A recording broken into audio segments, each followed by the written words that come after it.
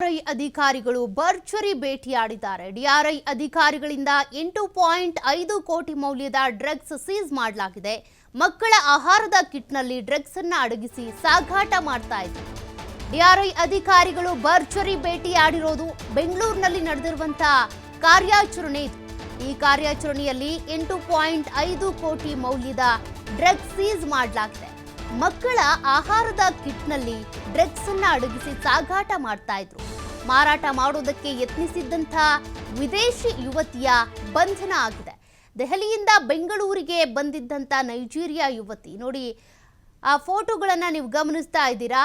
ಈ ಊಟದ ಅಥವಾ ಆಹಾರದ ಒಂದಷ್ಟು ವಸ್ತುಗಳೇನಿರ್ತವೆ ಅದ್ರ ಒಳಗಡೆ ಪ್ಯಾಕೆಟ್ ಮಾತ್ರ ಆಹಾರದ ಕಿಟ್, ಬಟ್ ಅದ್ರ ಒಳಗಡೆ ಇದ್ದಿದ್ದು ಡ್ರಗ್ಸ್. ಇದನ್ನ ವಶಕ್ಕೆ ಪಡ್ಕೊಂಡಿದ್ದಾರೆ. ನೈಜೀರಿಯಾ ಯುವತಿಯನ್ನು ಕೂಡ ಬಂಧಿಸಲಾಗಿದೆ. ಯುವತಿಯನ್ನ ಬಂಧಿಸಿ 14 ದಿನ ಕಸ್ಟಡಿಗೆ ಪಡೆದು ವಿಚಾರಣೆಗೆ ಮುಂದಾಗಿದ್ದಾರೆ ಅಧಿಕಾರಿಗಳು. 8.5 ಕೋಟಿ ರೂಪಾಯಿ ಮೌಲ್ಯದ 4.5 ಕೆಜಿ ಡ್ರಗ್ಸ್ ಅನ್ನ ವಶಕ್ಕೆ ಪಡೆದಿದ್ದಾರೆ ಡಿಆರ್ಐ ಅಧಿಕಾರಿಗಳು. ಈ ರೀತಿ ಇತ್ತೀಚೆಗೆ ಬಹಳ ಘಟನೆಗಳು ನಡೀತಾನೆ ಇರ್ತವೆ. ನೈಜೀರಿಯಾದಿಂದ ಬಂದಂತಹ ಯುವತಿಯರು ಯುವಕರೇನಿದ್ದಾರೆ ಈ ರೀತಿ ಡ್ರಗ್ಸ್ ಸಾಗಾಣಿಯಲ್ಲಿ ತೊಡಗಿಕೊಳ್ತಾ ಇದ್ದಾರೆ. ಹಾಗಾಗಿನೇ ಆಗಾಗ ಅಧಿಕಾರಿಗಳು ಇಂತಹ ಕಾರ್ಯಾಚರಣೆಯನ್ನು ನಡೆಸ್ತಾನೆ ಇರ್ತಾರೆ. ಇತ್ತೀಚೆಗೂ ಕೂಡ ಇಂಥದ್ದೇ ಪ್ರಕರಣ ನಡೆದಿತ್ತು.